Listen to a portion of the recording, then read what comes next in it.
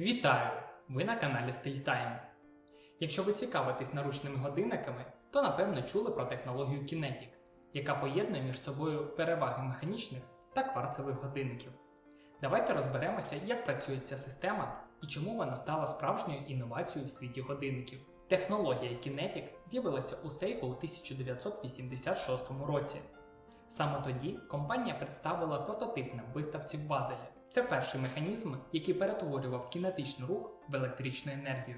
Простими словами, акумулятор заряджався від руху вашого зап'ястя.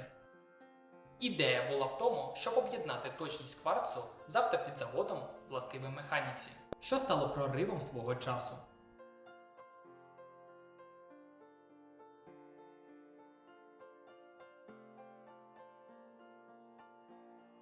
Перший доступний для продажу годинник запустили в 1988 році. Модель мала 75-годинний запас ходу, але годинник не став комерційно вдалим, тому випуск було припинено через рік. Через 10 років Seiko показує Kinetic Auto Relay з запасом ходу до 4 років.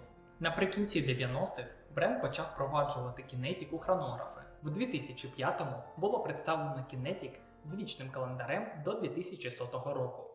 Моделі мають унікальні функції резерву потужності та режиму автоматичного реле. Перша функція дозволяє годиннику переходити в режим сну після 72 годин невикористання, що зберігає значну кількість енергії. Функція автоматичного реле продовжує слідкувати за часом та датою. Щоб годинник запустити, його треба просто потрусити і час стане на правильне місце.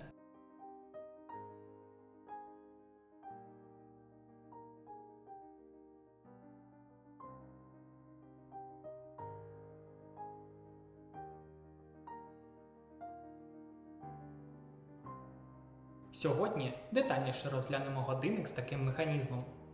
Модель із базової колекції КС.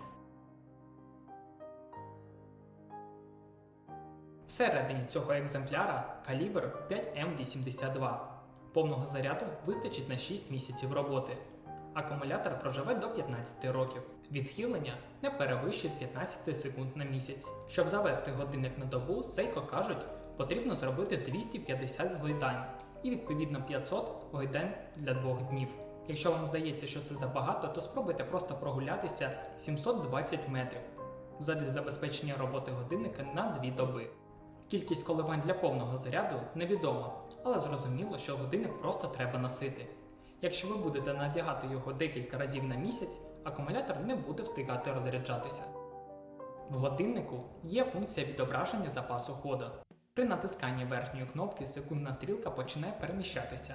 Кожні 5 секунд означають 1 місяць. Тобто, якщо стрілка стане через 30 секунд, акумулятор повністю заряджений.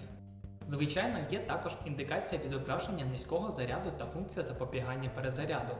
Тепер швиденько розглянемо характеристики саме цієї моделі з зеленим циферблатом. Справа – індикація дати. Логотип Seiko зверху. Знизу напис Kinetic та 100 метрів. Накладені мітки золотистого кольору.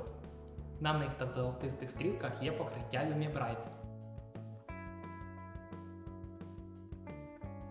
На чорному ранті хвилинна шкала. Циферблат захищає скло Hardlex. Корпус із нержавіючої сталі. По всій поверхні сатинування. Діаметр 42,6 мм. Товщина 11 мм. Поставляється модель шкіряним ремінцем. Задня кришка загвинчується.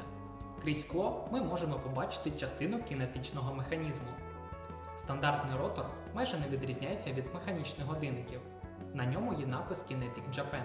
І до основи пригвинчите зубчасте колесо, яке в свою чергу приводить у рух шестерню на калібрі. Особливістю цього годинника є постійний звук обертання ротора. У механічних калібрах почути набагато важче. Тому може виникнути думка, що годинник потребує змащуваних деталей. Але це норма. Подивимося детальніше, як годинник виглядає на зап'ясті 16 см.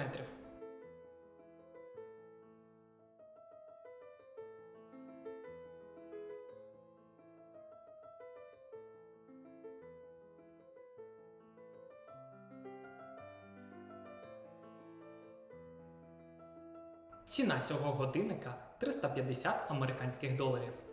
Отже, Seiko Kinetic – це цікавий вибір для тих, хто шукає собі щось практичне, надійне і в той же час трохи інноваційне. Дякую, що дивилися це відео, і до нових зустрічей!